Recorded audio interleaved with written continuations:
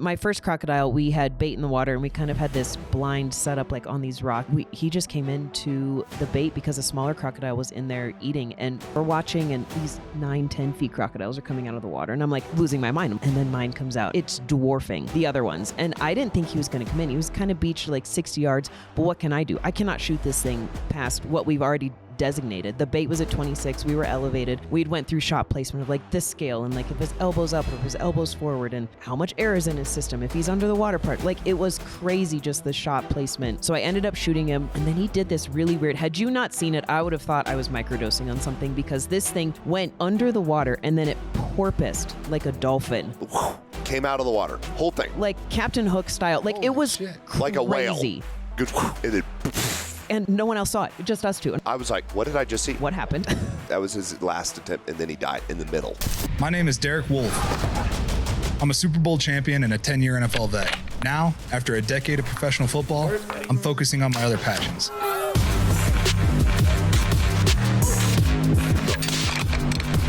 Welcome back, everybody. This is part 2 of the Josh Bowmar episode. And this episode is really special because we're joined by his wife, Sarah Bowmar. Sarah's the most decorated female bow hunter of all time. She was actually a vegan when they started, so check this one out. It's really interesting, really fun, great time. Hope you enjoy it. All right, cool. So we're switching gears. We brought Sarah in. We're going to talk about YouTube. We're going to talk about all the shit that you guys have, because you brought her into this life. Yeah. Like, it's crazy. You didn't know what you were signing up for. No, neither did you, actually, I think. No. So I don't think either of us could have expected. Oh my God. Yeah. When I met her, she was a vegan, and now she's like this most accomplished female bow hunter of all time. I mean, it's really safe to say. So to think you went from vegan to bow hunter, but not just any bow hunter, like one of the most accomplished ever. I mean, it's really amazing. And to see that whole journey for me was really fun. But yeah, I mean, if we're going to dive into YouTube, I can definitely give a lot of tips and tricks for guys, especially if they're just getting started with like YouTube. Like, I can shortcut this for them because it shouldn't take 15 years to do well. And I think, so if we were just to kind of dive in, ask me whatever questions you'd like about YouTube, and then I'll just kind of go from there. Yeah. So what would you say if you were going to give one piece of advice to somebody? Would it be doing more shorts? Shorts. That's where it's at, is the shorts, because people are scrolling YouTube now, right? Yeah. So here's the thing. You got to think of every platform as a business first. People don't think about that. And so when you think about YouTube, it's a business. Instagram's a business. TikTok's a business, right? So they're all competing with each other, but attention is the currency. So they're all trying to get each other's attention. Well, they see TikTok explode, right? It's all short form, 5-second, 10-second videos. They've went up to obviously 8 minutes or whatever now. But then YouTube sees that and they're like, oh my God, there's an audience there. That's more advertising dollars. It's more eyeballs. We make more money if we get more views. And so now they're like, we are going to pump shorts, and then or reels, or Instagram's reels, YouTube shorts. And so what they're doing is they're competing against all these other people right now, and they're not doing well. And so that puts you in an amazing opportunity, because even if your content is remotely good, they're going to pump it out, because there's just not many creators, especially in the hunting industry. There will be now after this, but I mean, if you're listening to this, do shorts, because you will get the most views and the most subscribers. And I'm telling you, dude, it is like a lottery ticket. I cannot explain this enough, because it is. Oh, we're going to edit this part out. Yeah, it is. It is literally like a lottery ticket. Like if you pull up our YouTube and you go to our shorts and then filter by most views, this is going to be really crazy. Check this out. So, and then do popular. So scroll down so you can see the numbers. Oh, look at the first one. Oh yeah. Wow. Like 119 million. Yes. So, but it's with him with a shirt on. Yeah, no kidding. I'm starting to see. I just wanted to show off, honestly. Wow. We can just cut to Sarah now. No, I'm just kidding. So if you look at that 100, what he doesn't know is it's just a bunch of dudes watching. Literally. Yeah, and they're all just say, "Fuck that guy." Fuck that guy. Must be nice to take steroids. Yeah, that's all it is. That's trust me, guys. You hate me. I don't mind at all. Hey, if you got 9 today, you want 11 tomorrow. That's great. I want it. But if you look at that, you see 119, 115, 102, 98. I just guess, because I have the analytics for each one of these videos. Let's just take the 115 million viewed video. And how many subscribers do you think that you could get from a video that would get 115 million views? I'm going to say maybe like 100,000. That's actually a really good guess. That video by itself, I gained 330,000 subscribers. Holy shit. Each one of those were well over 300,000 subscribers for one of those. But here's the thing. It's like that fishing video is just stupid. Like, play the video. It is stupid. I mean, look how stupid this is. I mean, why did this get it's our most viral video on YouTube, and it's stupid. It's got almost 2 million likes. Well, and it's funny because it's a Jack dude shooting fish. I mean, but it's not even that special. Look at that. You can't even see the fish. And so my point is you just don't know which video is going to go viral, but you do know if you don't post one, then you're definitely not going to go viral. And so you got to pace it right. And a lot of this is all due to pacing. If you could watch a video 100 times and it's not required to speak English, because 8% of the world speaks English. You could probably look this up. I don't know. I mean, it's less than 10% of the world speaks English. Mr. Beast said that on Theo Vaughn's podcast. That you have to make sure that you don't need to speak English to watch the video. Yeah, and so when you watch that, who cares what language you speak? Yeah. And so then it opens you up to many different audiences. Same thing with a lot of those viral videos. You need to have something that's universally fun to watch and repeatable to watch because it goes to watch time. And so you watch a lot of those videos. Sound design is huge. This is a huge, huge, huge, huge tip because I had to learn how to do sound design because anything we film with the Phantom, there's no audio. It's filmed in complete darkness, silence, nothing. So we have to literally create each sound. And so we do that with wind noises, all this. We use artlist.io or .ia, and then you just filter by sound effects. And then you search, I want it. An impact sound. You search impact and then you find weird things. So you watch all of those shorts, you're actually going to hear random sounds, but it all sounds. We spend just as much time on sound design as we do the edit. Like one of those edits, it seems simple, but it would take me probably 7 hours to do a 30-second video. Yeah. And some of those are even longer because, I mean, the timing, it's like, when you do this, it's almost like a mental massage to a person. When they watch this, they can watch it over and over and over. It's like the ASMR again. stuff. Mm-hmm. Yeah. I'll watch a lady scratching her nails across something for like, it does they'll just do it over and over again. Yeah. And I don't know. For me, I like watching like compilations of like people shooting deer with their bow.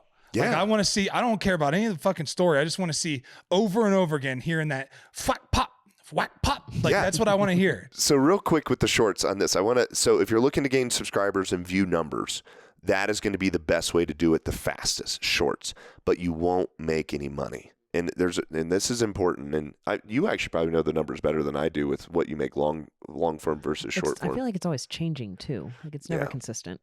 Yeah. I mean, honestly, I think long form, you'll make between $1.30 and $1.50 per 1,000 views. And then shorts is pennies on the dollar. 2 cents. Yeah. It's literally 2 cents. Well, it's the same way with my podcast, right? I get the most views on clips. So like I take the clips, put them on YouTube, and I'll get like 60,000 views on that. Or, it's like, and I only have like 25,000 subscribers. I just started it. So it's like, I'm growing and I'm trying, but I'm like, I don't know what the fuck I'm doing. So, I just doing what I can. But it is all the clips. And then and it's hard to get people to sit down and watch a long form video. Like I put out a really good elk video and it just didn't do great. But I put out another one that was like decent. It did great. I didn't think it was very good, but people liked it more. And I'm like, okay, well. Yeah. You got to be able to reverse engineer your viral videos and understand why they went viral. But I need to make this very clear. If you're wanting the most views and the most subscribers, shorts is your lottery ticket because YouTube pumps it if it's halfway decent. Yeah. And all of a sudden you could wake up and it's got 10 million views, 20 million views, and you're just like, it's literally your lottery ticket. And just do it. But that is not how you're going to build a fan base because you'll gain lots of views, but who knows where they come from? They could be coming from India or China, who knows? But if you want to build a fan base, you got to do the long form and you got to do both together. And it's going to struggle, but especially if you're trying to make a career out of it, you have to do the long form on YouTube. Yeah. And you got to make good stuff. Long form is what, like 7 minutes plus or something like that? Pretty much anything over 4 minutes, 3 minutes or whatever. But the thing is you just have to be able to make it entertaining to watch and push the envelope. But good is good enough. Like you see the fish video. I would have never thought in a million years that went viral. I mean, what was our bow fishing video? They always do well. But it's so funny because like we travel halfway, 3/4 of the way around the world to go to New Zealand. We have these like epic hunts and then they do okay. And then we're in the freaking backyard or in some dirty river in Ohio, and like the bow fishing just goes wild, like on our home video camera. No, literally. Literally, one of our most viral videos. I'm like, have this handy cam, and I took a GoPro because we were bow fishing in Ohio, these little river where the carp basically would get stuck in these pools. And so they could go through, but they would prefer to stay in the pools. So we'd go up the river and shoot fish in the pools.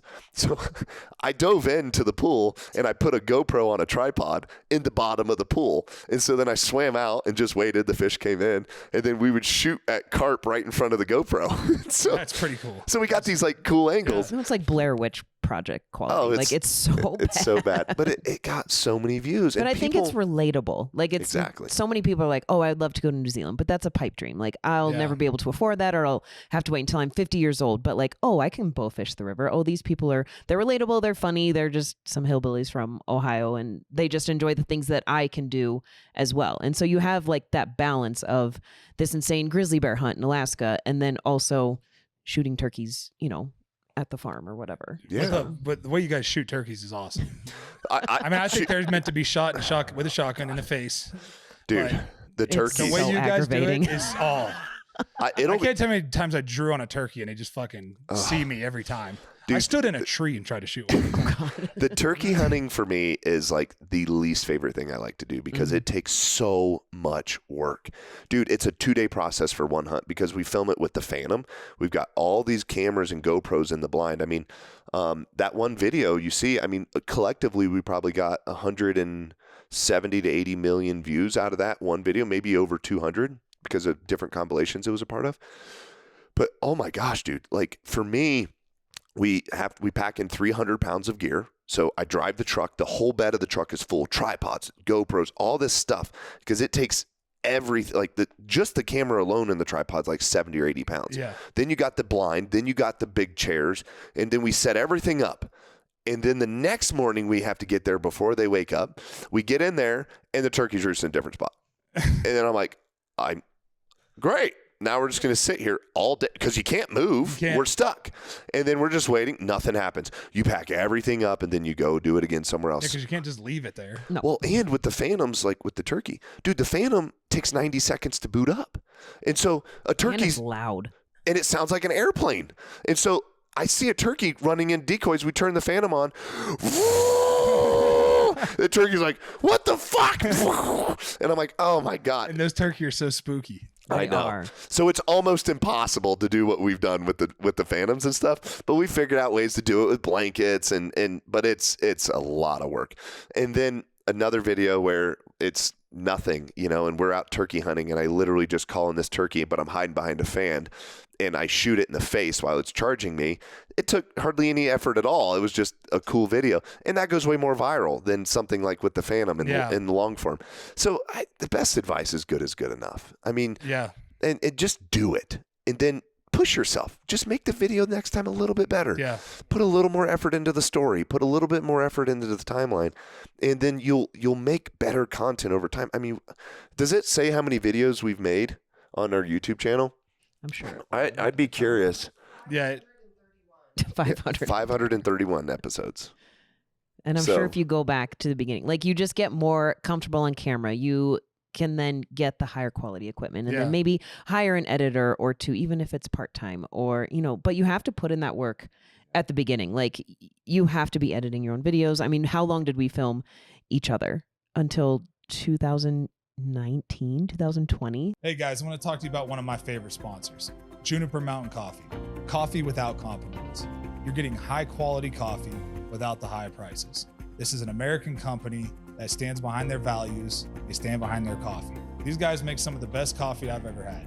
It's a coffee I drink every morning. Juniper Mountain Coffee works directly with the farmers, paying fair wages, and that way you have no middleman. There's no BS, no garbage. You're getting high quality products. So go check them out at junipermountaincoffee.com.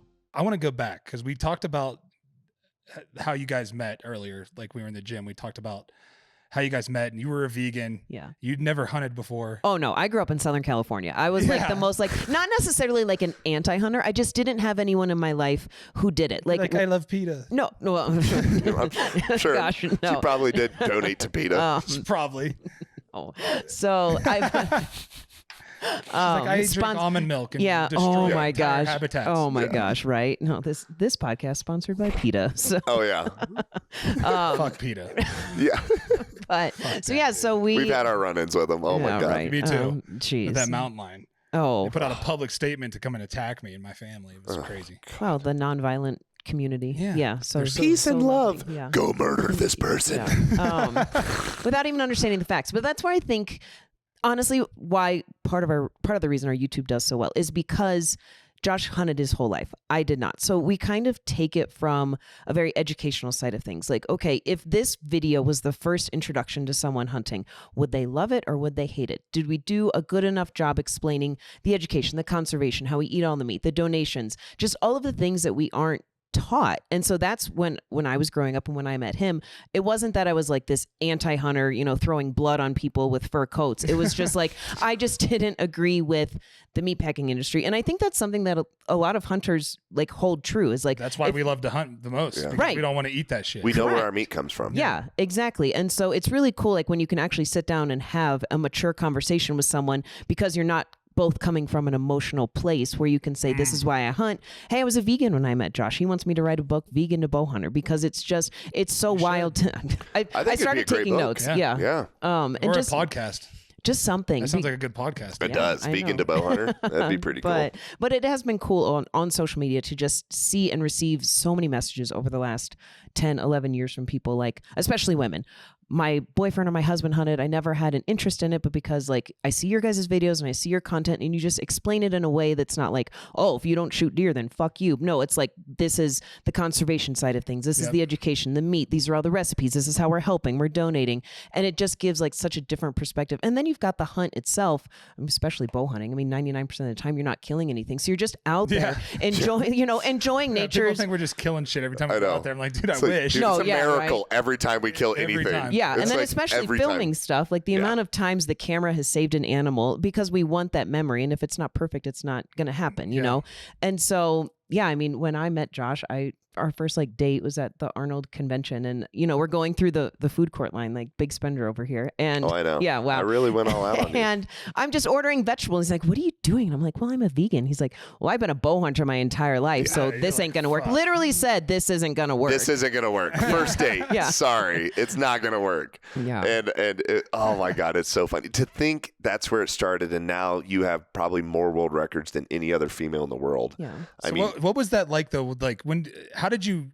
Were you just accepting to it right away, or did you like try to fight it? No, I was very like I said, I wasn't against hunting. I just had no one who would ever. But I'm talking about you hunting. Where is it something that you were like, I don't know? Because I know with my wife, I can't get her, like, she'd rather put a cup over the spider and let the spider just suffocate in that cup. No, I mean, I think I was just I'm honestly that way too. If I'm not hunting it, like, I'd rather let the bug out. Right. But this is a really great story. I have to share your first experience, not the first hunt, but my first introduction to you with hunting. Okay. It's going to take hardly any time, 30 seconds. So we meet in March. And she's like, well, I want to go get into hunting. Now, wait, I do feel like I was so accepting of it because I was like so in love with you. And I was like, I'll do anything for you. Like, yes, please. Like, I'll conform to whatever you want me to. I just like, this is true. But I did have an interest in archery. It was really cool how he explained hunting to me. It was just from a very rational point of view. And that's just how my brain works. I'm like, okay, I think it would have been different if he was like a rifle hunter. And, it's just. Possibly, yeah, for sure. Which nothing against, I'm not saying that there's anything wrong with rifle hunting. I'm just saying that, like, sounds like it. I'm just crossbow hunter. Ew. Every time I run into people that are like, you killed that big mountain lion, and like, how'd you kill it? And I'm like, with my bow, and they're like, oh, that's pretty cool. Oh, right. Wow. So you got close. Yeah. Yeah, I got 11 yards from a fucking 200-pound mountain lion staring at me in a tree, and I shot in the chest. It's the only thing you've ever held that made you feel small. Yeah. So. Well, dude, it was picking him up. I was like, holy shit. I couldn't believe huge it. Cat. Yeah. He's right there up in that picture up behind you. It doesn't even make sense. Like, that's wild. By the way, that picture, I've seen you in person, and you make me feel like a toddler.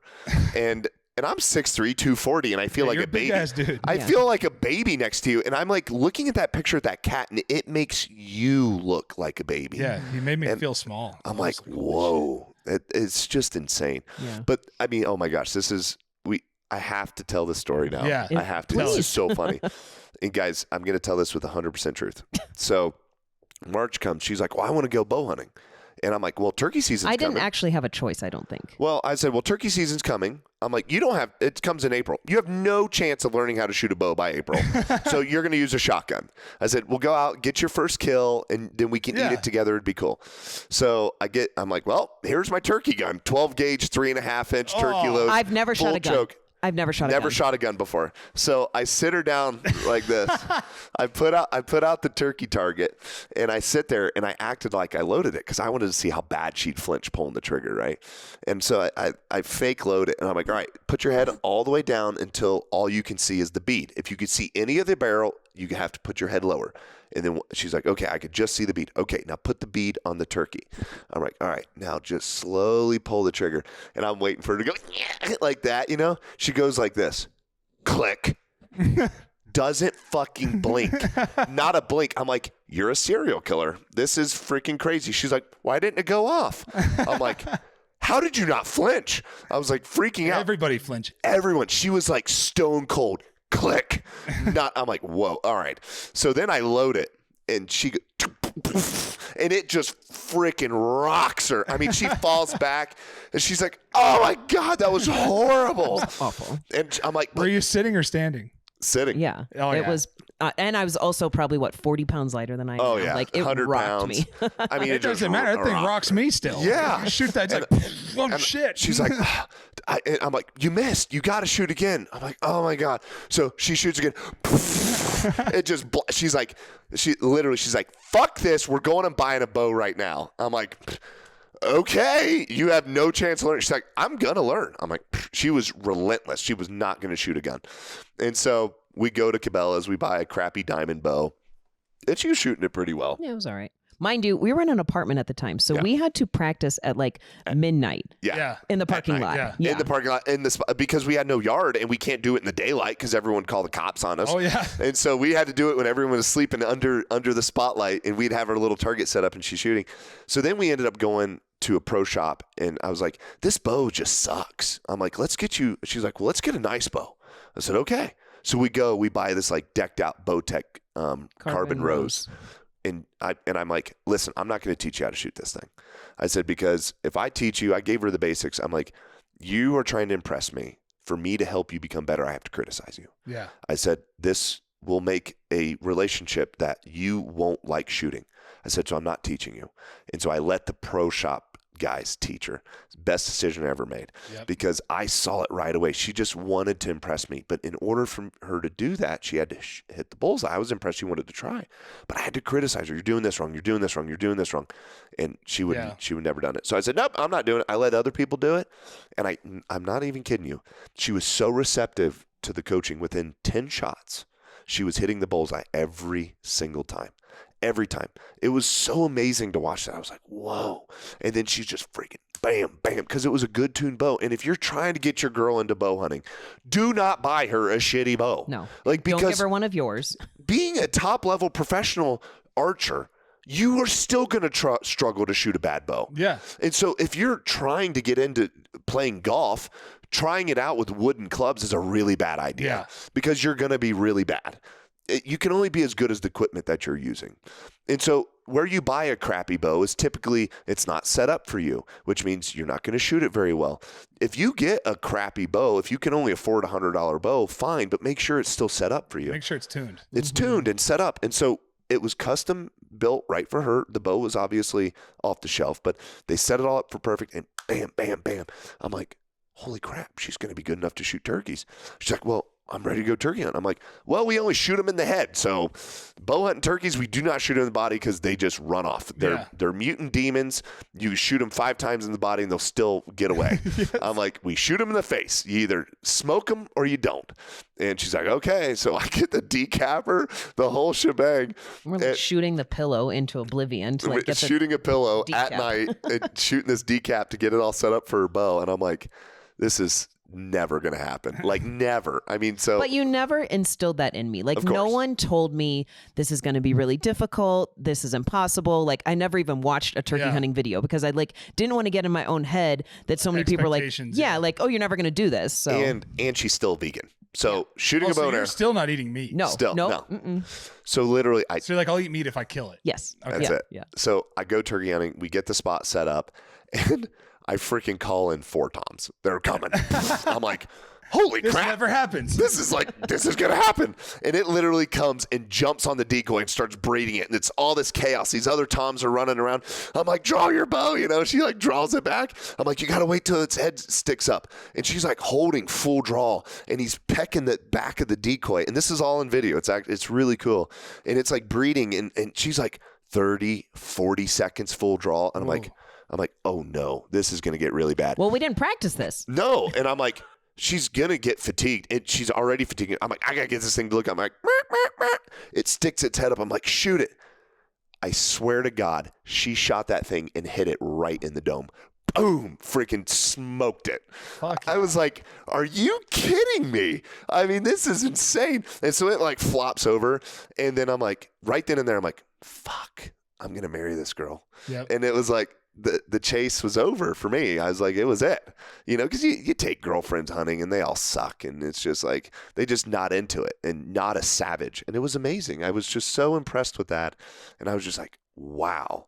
And so right then and there, it was kind of funny. So that's where it started. So that was the first animal that you And then as soon as we go to Cabela's, we tell everyone, we go to the pro shop, and everyone was like, you did what with the bow? And I'm like, was it supposed to be hard? I literally had no concept. I'd never sat, we went down to Kentucky and we tried to spot and stalk birds. We didn't have any luck. So that was my real first animal interaction, as a hunter. And from that moment on, I was hooked. We then went bow fishing. We went out to Canada to bear hunt. I got my first deer that year. It was really just kind of trial by fire. We still didn't watch a ton of we were so busy with work and building our companies. It wasn't out of an apartment with Goodwill furniture. The new uses is where we bought all of our. I mean, we really built everything from the ground up.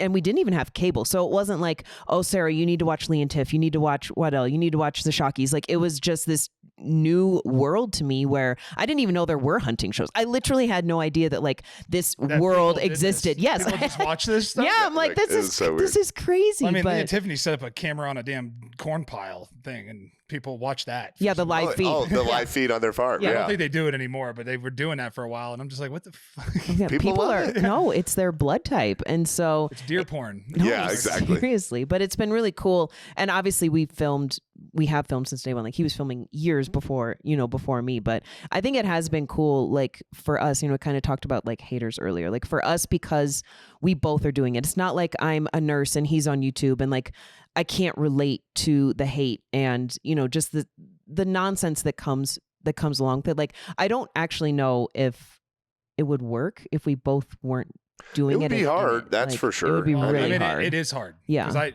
my wife doesn't hunt. Yeah. She'll Not yet. She hasn't met Sarah. I've introduced her to bird hunting and she loved it. That's cool. And this spring I'm going to take her on her first turkey hunt. Mm-hmm. Oh, that's cool. She doesn't she's just not into shooting bows. It's just not her thing, I guess, yet. But I think because you're trying to show her how to shoot. You just got to let her go to a pro shop. And then it's exactly what it is. I'm trying to show her and she's just I had her in the backyard shooting this old bear, and she just was like, over it. No, she's like, no, this is, I'm like, all right, let's just put it away. Yeah, dude, I promise, take her to a shop, get a bow she picks out, not one that's a handy down thing. She's like, I like that one. And it's like a purple Bowtech. And you're like, that oh was my first one. I know. I'm like, purple and black. I didn't care. I'm like, I don't care. Pick whatever you want. I was a Hoyt guy or a Matthews guy. I shot Matthews in. I'm like, one of those. I'm like, and she's like, picks out this Bowtech. I'm like, oh, but it was purple. So I'm like, all right, whatever. I don't care if it was good, if it was a high quality bow, which it was. And so I think that'll be a big game changer for you is, let her go pick it out, have it totally decked out, draw length's comfortable. She's corrected by somebody else. And then you're just the supportive husband. And anybody out there that's trying to get your girl into hunting, this is the path. Yeah. But here's the other thing that everyone thinks is the secret is they have success. They have to put in the work. She didn't kill a single bird that day we went bird hunting. Really? And she fucking loved it. Yeah. She's out there in nature. Yeah. Animal encounters. And that's where I'm like, we love be outdoors. We ski, we snowboard, we go on these crazy hikes and stuff. And I'm like, listen, elk hunting is hiking.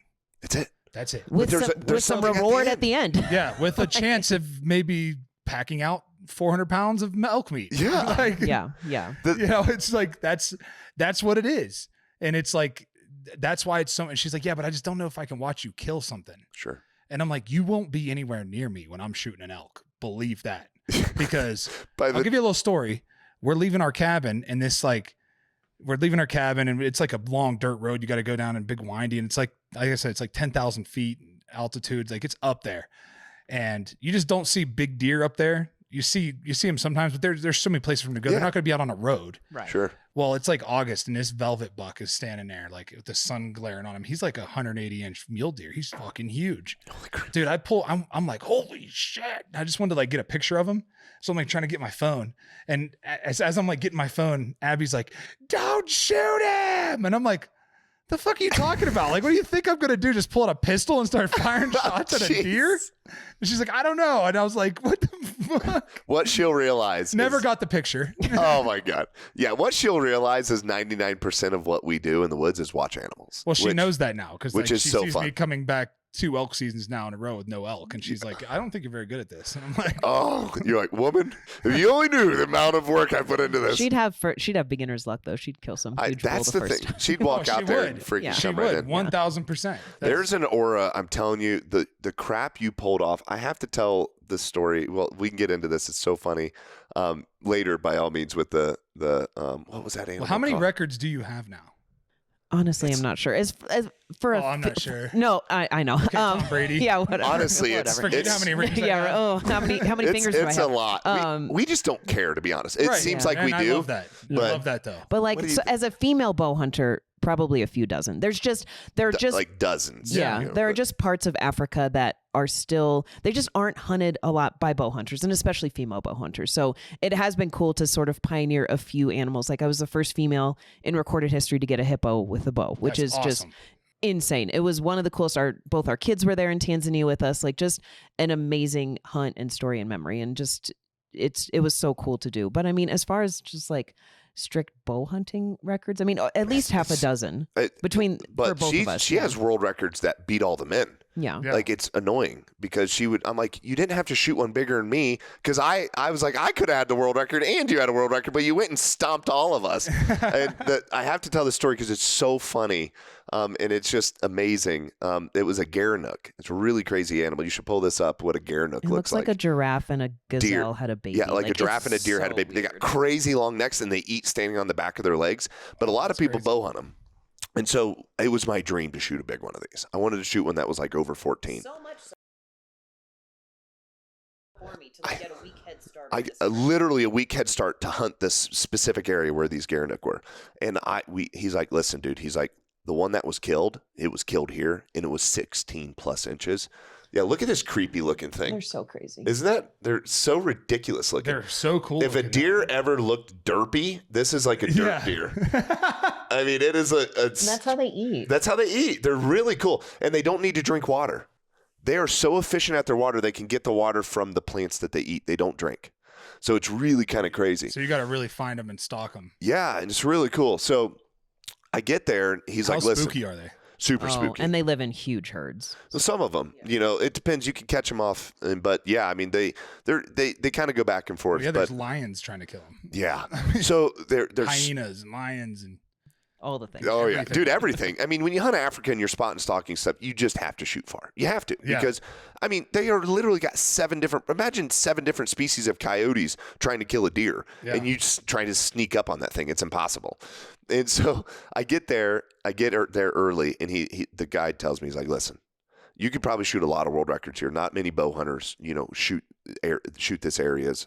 But one you won't break is a Garanook. He's like, I guided the guy. He shot one over 16 inches. He's like, that's a freaking monster with a rifle. And I'm like, okay, no worries. He's like, we'll see hundreds of them, though. So maybe we'll find one. I'm like, I just want one over 14. 14's a really respectable one. And what are they measuring? The length of their horns that go back Okay. and then mass. So we're hunting, and we're hunting pretty hard. And we see a few that were 12, 13. And then we spot one, dude. He's like, oh, my God. He's like, that's a monster. He's like, that thing's over 16. He's like, I can't believe it. He's like, that thing could be 17. I've never seen anything like it. He's like, oh my God, we got to hunt this thing. So we like go balls deep on this thing, man. We're freaking hunting him hard, and we can't get him. I'm like, I tried and I tried and I tried. We ended up blowing him out of the whole area. We couldn't find him anymore. So we're like, gosh dang it. So we just move on. Well, 7 days later, Sarah rolls into camp. Just roll in. You can tell where the story's going, can't you? Oh, you know. So I move on. I'm hunting a different area. They roll in. Well, she wants to shoot a Garanook too. So they go in a different area where we haven't been hunting, and they freaking spot this thing. And I kid you not, she sneaks into this thing. Fully pregnant, by the way. Freaking So pregnant. So pregnant. So pregnant. Like waddling into this thing. Well, now waddling like. How many months pregnant were you? Oh gosh, I was at least 16 weeks pregnant. So 4 months pregnant. Yeah, you had a belly. So it was coming. So she sneaks in 55 yards. Really cool YouTube video. It's facing her. If you pull up that animal again and you look at the body cavity, your bullseye's that big. Yeah. I mean, that's their whole chest. At 55 yards, she freaking shoots that and drops that sucker in there and hits it absolutely dead perfect. The gigantic one. Thing ended up going over 17 inches and shattered the world record. And no one will touch that for a while. No one will ever break it. I mean, it is going to be so rare for anyone to break it. And the reason why it was so big is because we went right after COVID too. So there was like a time frame where everything got shut down. Yeah. So everything got a year older that normally would have been killed. And so we killed a lot of our world records during that weird time frame. But Sarah has, I mean, you shot, there's many of them that you broke that were the biggest ever by anybody. Yeah. Multiple crocodiles. I mean, how big is that croc? My first one was 15 and a half feet. And that was the world record for 2 years. Yeah. Before you broke it. And then the second one was just a little over 14 feet. But the second one was definitely older and just like had to have weighed more. There's obviously no way to weigh Absolute it. dino. Dude, it was But that was like a unbelievable. crazy story too. Like you spot and stalk that thing. Yeah. And, And they that's what's sense so cool. vibrations. Mhm. Like this weekend, I'm hoping it goes up Sunday. We have my croc hunt going live, which, oh my God, guys, if you're watching this, it should be live. I mean, go watch that episode. It was insane. We documented it breeding another crocodile. It was crazy. But you'll be able to find Sarah's croc. Every story we tell sounds crazy, but we film it all. Yeah. And so you can see it. But yeah, and then the reason why she has so many world records, yeah, there it is right there. And so, Where are you, and tell people how hard it is. It's a huge animal, but you don't shoot them like. Is it like a gator? Do you got to shoot it in that? No. spot So on the head? I mean, we went through, and the thing is, there's not a lot of bow hunting crocodile content on YouTube just because a lot of people don't do it. And so we went through a bunch of different, like he went through so much testing with like different buoy systems and different, are we going to use a bow fishing rod, bow fishing reel? How are we going to get this thing? Are we going to use like some sort of line to make sure that, okay, if I do shoot it, like how are we going to know where it goes? Should we use a balloon? Just so many different elements to the setup for that first crocodile in particular, because I was pregnant. And so for me, I think I was drawing 65 pounds. About 63. Maybe? Yeah. And so obviously that's a high poundage bow for relatively speaking, but the more the better. And so we were just very nervous with like, okay, what's my arrow penetration going to do? How's this broadhead going to do? We had no idea. We had literally no idea. So because you're shooting them in the head. No. And so, shot it in the body. So here's the thing with the crocs is because they live in these river systems that are deep. Like when you shoot normal alligators, people roll around with boats and they're on buoys. We can't take a boat out there. They won't come anywhere near it. So we got to kill them when they're coming close to the bank. And so, but if you shoot a croc or an alligator, any of them in the lungs, they'll go into the water. And then they'll feel the effects of drowning. They'll come right back up on a bank. They'll bring their head back up because they can't breathe. And so the goal with crocs is to shoot them in the heart. Shoot them in the lungs. Because then it forces them to beach, and then you can either get another shot, or you know where they are. Yeah. If you shoot them in the heart, they go out to the middle and they die. And good luck. Good luck. Well, they don't. You can't go in there. Yeah. I mean, the hippos will kill you before the crocs will. I mean, you go in there, hippos will come and bite you in half. I mean, hippos kill more animals. Yeah. Kill more people than anybody. Yeah. Anything. Well, and if you think about even killing a fish, like think about how long a fish takes to float. Yeah. Let alone this, however many ton crocodile. And they don't eat a lot or anything that like no vegetables, no fibrous things. So they don't have a lot of gas in their system. And so there's nothing really to like fill them with air. So we went through shot placement for hours, just different. I mean, there's no point of reference on these things because it's just scales. Like a deer, you can kind of see the little crease, but like we were and depending on how much air they have, their cavity can go from 2 feet from the top of their spine to the bottom of their belly to 7 inches. Like, I mean, it can go that. So, like, it's insane. Their entire anatomy is super weird. Yeah, it's freaky. But you could tell them where you shot it. And Yeah, so my first crocodile, we had bait in the water, and we kind of had this blind setup like on these rocks. And both of my crocodiles are now on YouTube, but he just came into the bait because a smaller crocodile was in there eating, and he was out there like 60 yards. And you see if you've never been deer hunting before, you see 120-inch deer, you're like, that's a monster. And then the 200 comes out, and you're like, oh, that's a monster. And that's and it was weird too, because both of my crocodiles, Josh and I hunted together 2 days, only 2 days. Between those two 56 day safari. over the course of 2 trips, we hunted together 2 days, and both of those days I killed a crocodile. So it was very, like, we were together for both of mine, which was so cool. But so he, we're watching, and these 9-10 feet crocodiles are coming out of the water, and I'm like losing my mind. I'm like, it's a dinosaur, they're coming out. And Dusty, my PH, is like, just wait, like, whatever, like, I've seen a million of these. And then mine comes out, and it's dwarfing the other ones. And I didn't think he was going to come in. He was kind of beached like 60 yards, but what can I do? I cannot shoot this thing past what we've already designated. The bait was at 26. We were elevated. We'd went through shot placement of like this scale, and like if his elbow's up or if his elbow's forward, and how much air is in his system, if he's under the water part. Like, it was crazy, just the shot placement review that we went through. And as soon as the smaller crocodile came in on the bait, that bigger one came in. He didn't even eat. It was just a territory thing. Guarding it. Yeah. And I ended up shooting. He was quartering too, but I did not, in my head, it was just instinctual. I'm like, I don't think he's going to be shifting to give me a broadside shot. So I ended up shooting him, shot him in the heart. And then he did this really weird. Had you not seen it, I would have thought I was microdosing on something, because this thing went under the water and then it porpoised like a dolphin. Like a dolphin. Came out of the water. Whole thing. Like Captain Hook style. Like, it was crazy. Like a whale. Good. And then, and both of us were like, and no one else saw it. Just us two. And I was like, what did I just see? What happened? And that was his death. That was his last attempt. And then he died in the middle. Yeah. So it ended up taking a couple days, but he did float, and Sarah got the croc. Yeah. And then her second one, she piped perfect, right? Double lung. He was beached. We spot and stalked that one. And 44 yards, just perfect shot. And then I hopped down on this rock because they were down the river, and I was like, oh, I wonder if I can see them, not thinking that my crocodile was just going to be right there, because my first experience was, okay, it sunk, it took 2 days to come up. And I hopped down on this rock, and I turned the corner, I'm like, is that another crocodile? I'm like, Dusty, is that another crocodile? And he's like, no, that's yours. It took oh my God, 10 it seconds. Was so fast. Like, it was insane. Dude, I come up because I wasn't far behind. I come up and it goes and out of its mouth and snot just lung blood all over the beach. Wow. I'm like, holy crap. And that thing had just eaten another crocodile. We saw a dead crocodile that was half eaten.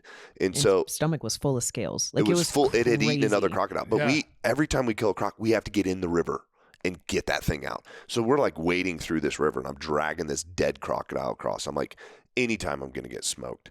And it just, and you just wonder, is that your time? And so it's a very crazy, cool experience, but holy smokes. But yeah, there's so many of those animals, but a lot of them are small, like little dicks and all these weird things.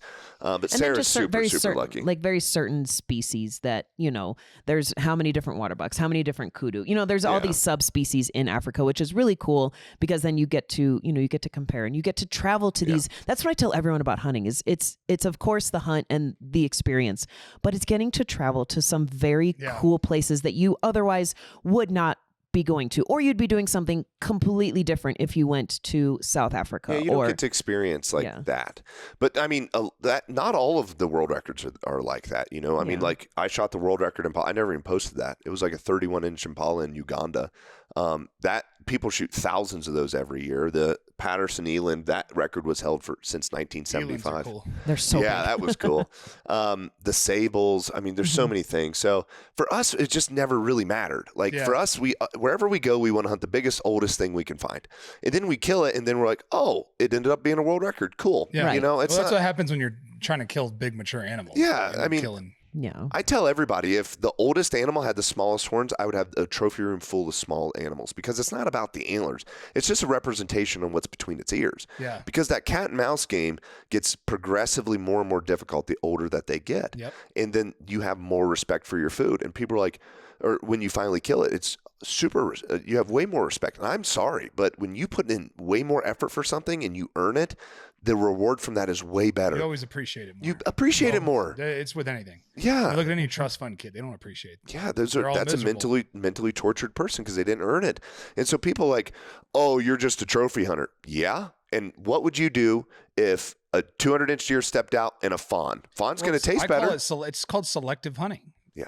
I'm not just going to kill the first thing that steps out. Right. Yeah, it's not good. It's not good for the environment. It's not good for the ecosystem. You go and kill an animal that is before its prime, you just wiped out an entire genetic line. Yep. You got to wait till it's past its prime. Most people don't realize that there is nothing in the wild that dies of old age. No. Nothing. It gets to a point where it can't take care of itself, and then it gets eaten alive. Yep. Asshole first. Yep. And alive. Alive. And we've seen this so much, and this podcast would be 10 hours long if we went to all that we've seen. I mean, this last place we went in Tanzania, we caught poachers in person. It was freaking crazy. And they put these big machetes on the end of poles and take motorbikes and chase them down and slide us across their spine.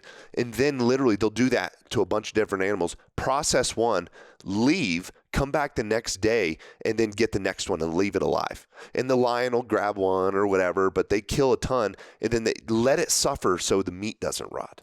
I mean, and that is what people don't understand when they come after me trophy hunting. I'm like, oh my God, if you guys only knew what would actually happen if the funding from hunting wasn't in these places.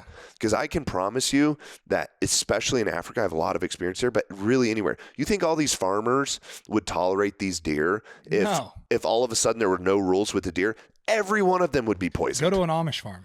Literally, yeah. Any Amish farm you see, there's not a deer in sight because they've killed them all. Well, yeah, because it messes up their livelihood. In Africa, they're getting killed and eaten. And so you're like, and these people love meat. And so if there's not this like balance between the hunters and the community, then there is no way that the environment will ever be sustained. Yeah. And so we're conservationists first. Yeah, as hunters, that's what we do. The anti-hunting community does not donate nearly anything to be able to sustain an ecosystem or environment because they destroy them with their solar panels and their almond farms. Yeah. They destroy ecosystems. My argument with those guys is so funny. I'm like, okay, so you only eat vegetables. I'm like, okay, interesting. So how do you think those beans got on your plate? Let's take that back to the field. Go look at their shoes. Do you have leather on your shoes? Oh, it gets just think about this from the field perspective. You go, okay, so have you ever noticed when you harvest a field, there's buzzards everywhere? It's because that was that was a home for all the mice, all the rodents, all these different animals. A whole ecosystem gets killed when that's harvested. That's why there's death everywhere. So what I always ask them first is like, which life do you think is more valuable, a mouse or a deer? And they're like, oh, they're equal to the same. I said, interesting. So what about an insect to a mouse? I was like, which one's more valuable? And they don't know how to answer these questions. And I'm like, so you realize you kill thousands of bugs every single time you start your car and you drive that thing. It's just smoking insects, gnats. And look at the front of your... Go look at your front. Right. You are literally murdering animals constantly. But so now it's just like, oh, because it's not warm and fuzzy, it doesn't matter. Mm-hmm. And then I'm like, okay, so your little bean field just killed 1,000, tens of thousands of rodents and all these mice. I was like, my arrow kills one animal at a time. That's it. And I know that every one of those animals are going to be eaten. Yep. I said, or donated. It will be consumed. There's nothing that goes to waste. So you need to explain to me how that mouse's life is not as important as that mouse, because I'm killing way less animals eating a meat-based diet than you are eating your freaking fake meat diet. Yep. And so if you look at the animals' lives per meal, vegans kill way more animals than hunters. Oh, 1,000%. Yeah. It's proven. Yeah. The foundation they stand on is, I know you were a vegan, so you understand. Right. And it all sounds good when you say it. Yeah. We don't want to see any animal get killed. Yeah, that sounds great. But guess what? If you don't manage these herds of deer, like Maryland is like that, right? They can't kill enough deer because they're like rats there. They're just everywhere. Right. And they all get sick and then next thing you know, you have like all this disease and you can't even eat any of them. Well, that's the other side of it. So nature has a way of correcting itself. It's just You know, and so if you let something get overpopulated, disease comes in and kills all of them instead of just maintaining it. And it's like the vegan would rather have that happen than someone go and just sustainably harvest old, mature, selective animals. The thing with poachers and the things with poisons and disease, it doesn't care how old the animal is. It doesn't care that it's a newborn or a 5-10-year-old deer. It doesn't matter. It kills everything. It doesn't discriminate. No. Where hunters, if they're doing the right thing, in certain situations to where they're trying to harvest the oldest, most mature animal, then yes, that is a much better sustainable option than total eradication. And again, if it's overpopulated, shoot all the deer, fine, whatever, to bring back balance to the ecosystem. But my God, it just drives me crazy when, and the where we get most of our hate is usually honestly from meat-eating people that just don't like hunting. And that's the craziest thing I've ever seen. Yeah, well, they're just so disconnected. Let's talk. I think that there's like different angles that you get it from, because you're going to get the hate, the people that are just going to be pissed off because you're killing big deer and you get to go to Africa and you get to do that. Sure. Well, guess what? Who do you think is funding that shit? Who do you think put all the work in on the farm? Like, you're not just showing up at some outfit and shooting a deer. Like I did that in Kansas this year. I went to an outfitter. He's a buddy of mine. He's like, hey, you want to start hunting Kansas? Come down here. Cause I don't fucking know anybody else in Kansas. Sure. So that's what I'm going to do. And I don't have the time to go buy a farm, put food plots in, run fucking 3,000 cameras. Like I don't have time to do, I don't have it. Like it's not there. I don't live on a farm like that. So it's like you have people, they want to talk shit and they want to hate on you. But if they took a second and really watched and learned and saw what you do on a day-to-day basis. People don't understand. I mean, for me, with the 200-inch deer, my most common comment is, well, if I had that same land, I'd kill him too. And I'm like, oh my God, that makes me sick. Because first of all, I know lots of people that own way more land than I do that never have killed a 200. They can't kill a 200. And they can't even find a 200. And so most people, and we can go into as much detail as you want with this, but the reality of it is, I'm going to say this, and you as the viewer listening, ask yourself this question. Do you kill the biggest, oldest deer? It has to be over 5 because it's rare to kill a 200, not over 5. Do you kill a one specific deer that you target every single year? The biggest deer you get on camera, do you kill that specific deer every single year? If that answer is notoriously no, you kill a mature deer every year, but it's not one specific one that you only hunt. No other deer count. Not a bigger deer shows up and you shoot him. I'm saying one specific buck. And if your answer is no, or sometimes, you'll never kill a 200. You've got to get to the point. You can get lucky. You know, it could come running by a doe and you could do it once in a while. Right, but you can't count on that. You can't count on that. And so that's the difference, is like, it is so hard to hone in on one deer. Like I killed one deer in Iowa this year, one. And it was Big Tony. I hunted another deer, but I didn't kill him. I didn't kill a single other buck. I burned one tag. I get 3. I only killed 1. And it's not like, oh, war me. I don't mind eating tag soup because I'm so focused on one specific deer. That is it. I didn't go anywhere this year in all of October because I was focused on just hunting one specific deer. And I ask people this question all the time. Would you rather shoot 1 200 or 10 170s? And they're like, oh shit, that's a, I'm picking 10 170s. Most people do. Yeah. And those guys won't kill a 200 because the problem is, and you can, but not the way that I do it with Raging Yeah, but Farms. after I kill 10 170s, I'm going to be like, all right, now I'm ready for the 200. So my point is, I'm not trying to poke fun at those people. I just want to kill one 170. Right. God. I know, but my point with like putting it on the farm and stuff, the 200s are 170s when they're 4. Oh, yeah. And so that's why you got to be able to pass them. But the reality of it is, that's the hardest part, man. You're going to have to pass 10 for you to get 1 if you're lucky, because a lot of them die. Some of them blow up. You'll have 150s turned into 200s. It happens. But normally it's a 170 to 180, and you got to have the discipline not to kill that deer. And you got to be okay with someone else killing that deer, because these are free-ranging deer. You got to be okay with somebody or with that deer dying from being in a fight or dying with the HD, and be okay with that. And most people don't have the discipline to be like, I'm good with it. And you have to do that from the beginning, because that's really the only way that you can specifically kill a 200 without getting lucky. Yeah. I mean, you can that go. 200 is not going to be the first deer that walks by you. No. Never. I mean, maybe once that might happen to somebody, but like, I don't think I may have laid eyes on a 200. I thought he was probably 200, but who knows? but like I just to lay eyes on a deer that big, you know. Well, finding a 200 step number dude, one. he was 200 yards away from me, and I was shaking like a fucking leaf in that tree. It's brutal. And I was like, I was in a tree saddle. So I was behind the tree. There's no way he could see me, but I was like, had my like eyeball out, and I was just like, oh my fucking God, you fucking huge. Like I was just losing my mind, you know? Yeah. And he came into like 100 yards, and he just kept looking around. Like he was like, nah, it went down. They sense that. Like Yeah. he had walked. I mean, he had rubs big ass trees. Like, you know, it's a tree that's so big. Oh yeah. He had a phone pole that he had rubbed on. So I'm like, this deer is fucking huge. Like, Right. I'll show you pictures of him, and you can tell me if you think he's 200 or not. But Sure. like, I'd never seen a deer that big. I'd seen some big deer, but I'd never seen one that fucking big. And I was losing my mind. And it was just like, I mean, here he comes. And then he just decided I'm not going that way.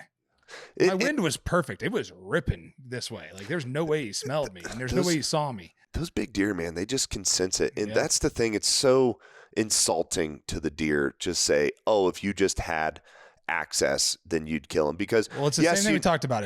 When people say to me like, oh, it must be nice to be fucking 6'6" and be that big. I'm like, dude, how many big ass dudes do you see that don't do shit? There's a lot. There's a ton of them. Let alone be an All-American, be a player of the year, freaking win a Super Bowl. I mean, are you kidding me to sum that up? It's just easier for those guys. Same thing with the land. Like there's a lot of people that own fucking land and don't kill anything big. Like because they don't do the work.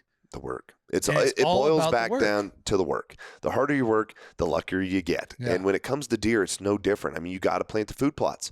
You have to plant the food plots. You have to put the fertilizer in. If you're baiting, then you still have to go put out the bait. You still got to put corn out. Yeah. And so in Iowa, we can't bait in the off season. But guess what I do the second season's over?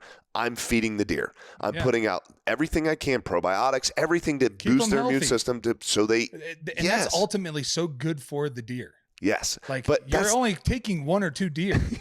But everybody eats. And the entire herd is benefiting from that. You know that those does are so fucking happy. They just eating on corn and eating on food plots. Oh, they're loving it. They're running fucking big bucks in there. And all the TSI work, the habitat improvement, planting the summer grasses, planting freaking cutting trees down. It's all good for the environment. It's all good for everything in the area. All right, guys, I want to talk to you about a product that I've been using for a long time, over a decade. When I was playing football, one of my main staples in my diet was bison. I got my bison from Great Range Premium Bison. They make some of the finest cuts of bison you can get. These guys have ribeyes, ground bison, all the steaks that you want. My favorite part about Great Range is that you don't have to worry about antibiotics or growth hormones in their meats. Great Range Premium Bison is a family-owned company providing bison meat from family-owned ranches around the country. So please go check out greatrangebison.com. And Sarah, this is where I wanted to talk to you because how did you get her to move to Iowa? Honestly, I don't even think it was an argument. It wasn't because we visited cities. Colorado was on the list, Utah. We toyed around with Wyoming, but there was no international airports. We're like, well, that's not going to work. That's why we don't live there. Right. That's why we don't live in Wyoming. We thought about Utah, but there's no whitetails there. We thought about Alaska, but it's really far. But it really, for us, it was before we had kids and we were living in Ohio and we just weren't home a lot because we were traveling out to Missouri, Nebraska, Montana, Utah, all of these states. You were living in Ohio at the time? We were in Columbus. We were traveling out here to and you only get to shoot one deer and then there's nothing I know. You could do, Ohio would work if you lived near Cincinnati and then you could hunt Kentucky and Indiana and that's pretty close. Well, I think the nail in the coffin was I shot the deer at the church and then that was the year you killed wires, and then you had and then Mark killed the 193. Dude, that was the year I said I'm never doing this again. I put in all this work, did all this. I killed my 215, and then I had a 193 show up that I'd been chasing for 3 years. That he obviously couldn't hunt, and I'd already tagged out too. So I let my buddy shoot it because it was a 7 or 8 year old deer. Yeah. I let my buddy come in, wham, shot that sucker, went 193. I said, nope. I said, Iowa, we get 3 buck tags. We're moving to Iowa. But I was like, I'm not going to move somewhere for deer. That's stupid. Let's go visit the city. That's what sold us. When we went there, it was amazing. I don't even want to say this because it's such a great place to live. The city was so clean and the people so nice. There's no traffic. There's no traffic ever. No, none. But the community is incredible. Sarah literally leaves her purse, Louis Vuitton, on the dash, car unlocked. No one ever robs us. Literally never. You'll have a Venezuelan gang up your ass so quick here. Right. Yeah, No, I mean, dude, it's nothing. insane. Like we leave our keys in our car. Like it's just Never care. nothing. Yeah. We don't care because it's everyone's on the same page. It's such a great place to live and raise a family. Unbelievable athletic programs. It's like nicknamed like North Texas. Like Yeah. it's very like Iowa Nice is a real thing and it's amazing. But and for us, like And your dollar goes a long way there, right? Yeah. Like I mean, it's. Oh yeah, dude, for sure. But that's the other thing And how too. close are you at an international airport? 22 minutes. Yeah, dude, That's it's- closer than me, and I gotta live in this fucking Right. place. We get there like We got there this morning. So our plane left at 9. We got there at 8:04 and we were still early. we were still early because they boarded at 8:30, and Yeah. we got there at 8:04, and we were still early. Had to wait. Yeah. I mean, it is just walk right in, everything, and it's an international airport. And so for us, like, we're like, perfect. But what was mainly was the main reason for me was in Iowa, we kill $3. Illinois is less than 2 hours. We can kill $2 there. Missouri's an hour and a half. Bam, $2 more. Nebraska, a year, $2 there. Kansas. Kansas, another 2 hours away. You kill $1 there. North Dakota, Wisconsin, you can kill $10-15 within 2 hours of your house. Yeah. I mean, that's crazy. Yeah, that is fucking crazy. I mean, Yeah. between us, we could easily kill $10 a year if we wanted to. Yeah. But then you just have your home more. You can work more. Yeah. The problem is when you live so far away, you got to do all that stuff in concentrated times. You're not going to be as successful. Yeah, that's I have a lease that's I own property that borders 1 million acres of national forest, and I'm not allowed to hunt it Oh my god. Yeah. Why? because it's a draw system here, Oh my god. and any good unit is going to be a draw Yeah, system. you need to move to Iowa. Honestly, the I Iowa have a thing lease is, that's 3 hours away though, and it's over the counter, but it's fucking 3 hours away. Mhm. It's on the other side of the state, and I Yeah. got to take I-70 to get there. Yeah. Well, and I think for us too, like just understanding YouTube, understanding like the direction, like the goal of social media and just like where we wanted to take our business and, our videos and our social media and stuff. Like, yeah, you can do the African, like every hunt that we've ever done is really special, but the whitetails for some reason just, I feel like are the bread and butter of the Yeah, hunting it is. industry. for us. I mean, for Yeah. me Well, too. the Like, the majority of the country is hunting whitetail. Right. and if I had to, if I had to pick, that's the one I'd hunt. Me I'd too, hunt dude. whitetail forever, and I love hunting elk, but I only get a month to do it. Yeah. I get 1 month, and I'm lucky if I can get out of that. If I'm away for an entire month, it's not just the stress that it puts on my wife, but it's my 5-year-old. She gets like separation anxiety when I'm not around. Like that, Yeah. yeah. that we're like best friends. You know what I mean? Like she needs me to be here, and Right. she's gonna start playing sports soon. And I coached her 5-year-old soccer team this year, and I almost fought the other coach. So Oh I god. already know that's gonna be a thing. Yeah, that's going to be a thing. Well, so I think And that sold us though too, is Yeah. like because we moved before we had kids. And so we were Yeah. both like, okay, we do need it's honestly just opportunity in Iowa for us. Like between the two of us to potentially get $6 is Yeah. like Well, with it's all huge. the That's work what you're that he doing does. for business. Right. Well, it's and for me, it's what I love the most. I've hunted all over the world, many different species. It doesn't take me less. It literally takes me less than 1 microsecond. If you had to pick one animal to hunt the rest of your, the whitetail, you don't even finish a sentence. Yeah, don't even- It's not even a close comparison because they are so difficult and so unique. You go kill an elk. Yes, there's a massive difference between a 300 and 350 bull and a 400-inch bull. Sure, but they all kind of look the same. All the elk hunters are going to eat me alive. No, they do. They're A for 330 bull, and a a 330 bull, and a 315 bull. Look the same. Every elk hunter has a picture of what they look like in their head. Now let's take a 150-inch whitetail. It can look so different. Yeah. It could have drop tines. It could have all these things. It could have all this, and the uniqueness of it is so cool. I love the creativity of how they grow their horns, and it's so neat, and they're so intelligent. And I've never seen an animal that you can consistently pursue over the course of years. Yeah. Like every other animal, yeah, I'm sure people pick elk or mule deer maybe, but even those are species of deer. If I go to Africa and I shoot a Cape buffalo, they're all the same. Yeah. One's 40 inches and one's 35. It's a world difference of size. But it's not that different to me. And to a whitetail, they're just so creative with how they grow their horns. It's like I die on the hill that whitetail is the greatest thing to hunt in the Oh, world. I agree. It's the hard, and I would say that they're one of the harder things to hunt. Like, Yeah. it's hard to fucking hunt a whitetail. Like, it's easy to kill deer. It's hard to hunt a mature buck. It is hard as fuck. I've done it. When I was in Maryland, we were it was COVID, so we weren't even going to meetings. We were just doing our meetings virtual. Oh, wow. Where do you think I was at? Hunting. In the fucking tree. Yeah. With my Oh, phone sorry, and my Zoom's not bino working. Oh, harness. No, I was on it. Yeah. It would be in my bino harness. And I'd be sitting there love with a it. face mask on like this, and they didn't care. I'm a vet, dude. They don't give a shit. They don't Like give a he knows shit. what he's doing. It's fine. I love it. That's I don't freaking have to. awesome. I'm not going to contribute to this fucking Oh. ass meeting anyway. So I love it. I shot like 6 deer in meetings That's That's freaking amazing. awesome. because I had I rented a place right on a bean farm, a bean field, yeah. and they had depredation tags. So I mean, that one season I killed 15 deer. Wow. Holy crap. You know. Hey everybody, this episode is brought to you by Black Buffalo. Black Buffalo's nicotine pouches do not contain tobacco leaf or stem.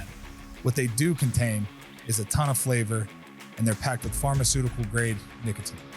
The magic of Black Buffalo is they discovered a way to make cured edible green leaves behave like the texture of tobacco. And they add food grade ingredients for industry classic flavors. You're in good company if you roam with the Black Buffalo herd. The business was built by dippers with decades of smokeless tobacco use. They manufacture their tobacco alternatives with respect for those products that came before them. Bold flavors, full pouches, metal lids, and a brand that stands for something, American. Their products are also proudly endorsed by brand ambassadors such as MMA Hall of Famer, Cowboy Cerrone, NASCAR champion, Brian Blaney, rising country star, Larry Fleet, and Rob O'Neill, former U.S. Navy SEAL Team 6. So if you're 21 and older and you consume nicotine or tobacco and you want to join the Black Buffalo herd, head over to blackbuffalo.com to learn more. You can order nicotine pouches online, and they ship directly to most states. Or you can check out their store locator to purchase pouches at thousands of retail locations around the country. Black Buffalo, an American brand, pouches worth respect. All right, so let's start to wrap this up because we could just talk for 4 more hours if we wanted to. 4 more days, it seems like. Oh, I have so many things that we could go over. I Oh think my God. we got Abby kind of considering Iowa, maybe. She didn't say no. She didn't say no. Yeah. I think if you visit the city and That's you're what like, we're talking about. We're talking about Iowa. when Yeah. you visit that city, especially that Urbandale, West Des Moines area, it is so clean and so nice. It's like Yeah. so prestigious, so affordable. Yeah. Like your dollar goes so far. And then you're like, oh, well, there's got to be something wrong. The schools must be bad. Nope. Like ranked in the country as some of the best school programs, especially for athletes, which we know that your kids won't be athletes, unfortunately. Yeah. You know, gosh. Yeah, Roxy's already doing pull-ups at 5 a.m. Yeah. Crazy. It is insane. Yeah. I'm It's like, so. how the fuck is she doing that? They're so strong. And the quality of life is so good. And you're like, well, I need to be at the mountains. I'm like, when you live in the mountains, you see the mountains and they're nice, but they become part of the background, Yeah. you know? And it's like, well, I want to be able to go and hike. I'm like, how much do you actually hike? Well, I go once a month. I'm like, oh, okay. What if you just traveled once a month? And it's way more affordable to live there. If you make, $100,000 here, but the cost of living is 3 times as high. Well, you don't make $100,000. You make a lot less. Yeah. But so then you do the calculation. You say, well, if I live here and the cost of living is half as much, my money goes twice as far. Well, I could afford a plane ticket 3 times a month to go wherever I want. You go wherever you want. Yeah, and it's taxes. You look at the taxes, especially when you start getting into more liberal cities, the taxes go up, and next thing you know, you realize, like, wait a second, all I have to do is move here. Quality of life's better, everything's better, and I make 25% more money instantly. Like, exact same thing, 25% more. And if you make $1 million, that's $250,000. Yeah. That's a lot of money. It's a ton of Yeah. money. And you're like, wait a second, why do I live where I live? I think about that every day. well, Every day. Well, Colorado's good. I mean, No, it's not. I mean, you got a lot of No. cool stuff here. It's not. It's But- on the downfall. It's a shit show. The governor is a moron.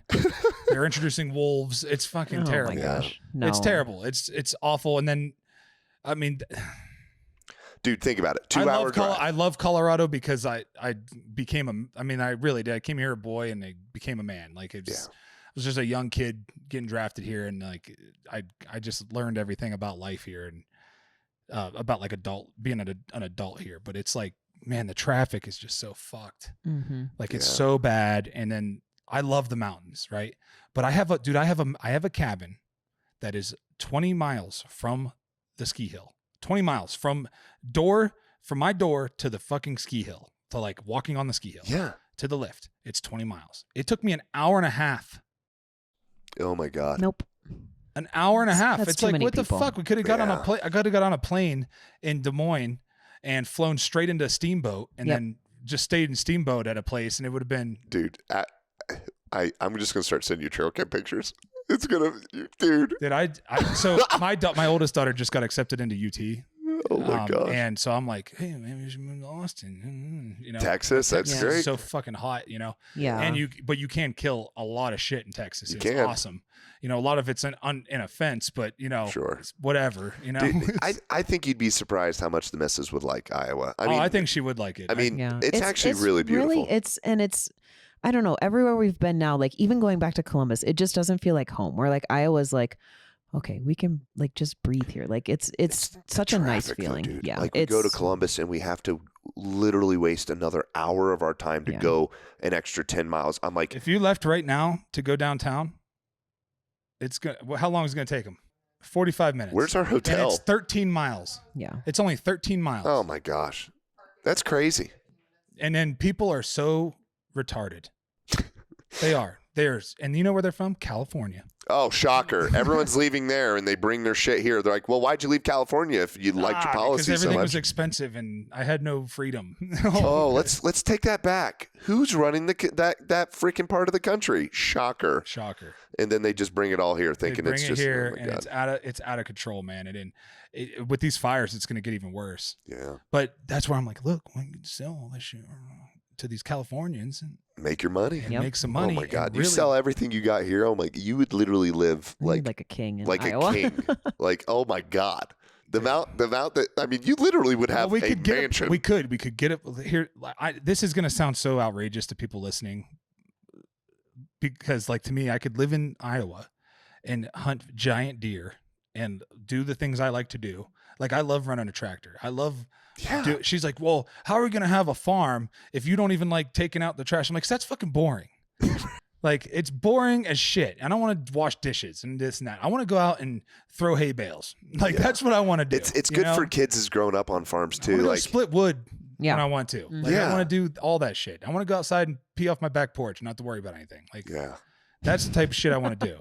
And I think that it's because she was like a hard no for a long time about moving out of Colorado, but now she's just have her come visit. We'll host you guys. That's what we should do. We should just do a summer trip this year. Yeah, we'll set up the bow. Sarah will host, and it'll be fun. We'll show you kind of what we got going on. Take her to the bow because you could set the bow up for her. Yeah, because you can coach her. She won't listen to me. She totally could. I could show her. We'll get everything all set up. It's like when you were coaching me today on like the bodybuilding lifts. Sure. When she tries to tell me, I'm like, you don't fucking know anything. Like, get out of here. But that's the thing. She does know it, and I just don't want to hear it from her. Yep. Exactly. And so, dude, that's awesome, man. Yeah. So we'll make it happen. This is a good spot for us to stop, man. I'm really grateful for both of you jumping on. Thanks, Sarah. No, absolutely. That was awesome. Just to get, I think it's important for people to see a female perspective into this world. You come from the total opposite side of the aisle. Yeah, you know? For sure. And now you're like the most accomplished bow hunter. Well, I think that's it's just unreal to me. It's so cool. Thank you. And like, I really do love that like our platform can and has introduced so many people to maybe not even wanting to hunt, but like his leopard hunt on our YouTube video is one of my favorite, if not my favorite video, because it does such a good job just taking the emotion out of it and explaining it. And the amount of people, women especially, who messaged me over that video in particular. I get it now. I shared this video. Now I'm kind of interested in it. It's so cool to be able to like, I know social media can have its negatives, but like to see the positive in it and to just be able to do it together has been the coolest, like a dream ever. The coolest part for me is how you guys have each other's back. Yeah. Like because you get attacked by these trolls, you know what I mean? Yeah. And your ability to like, not like dive into it with them. See, Abby, she's got time for him. Hot and heavy over it. Oh no. She's feisty. Like somebody comes at me, she's like fucking, like she'll find out, like they say some crazy shit. She'll find out their employer. And let their employer know that this is the type of shit that your employees are saying on the internet. Do you think that they should be working there? I can't say I've not done that. Dude, yeah. What a savage. Dude, she chased a lady. Some lady cut her off and then like cussed her out. And she followed her to work. And went in there and was like, where's the lady with the bad eyebrows? Oh, wow. Yeah.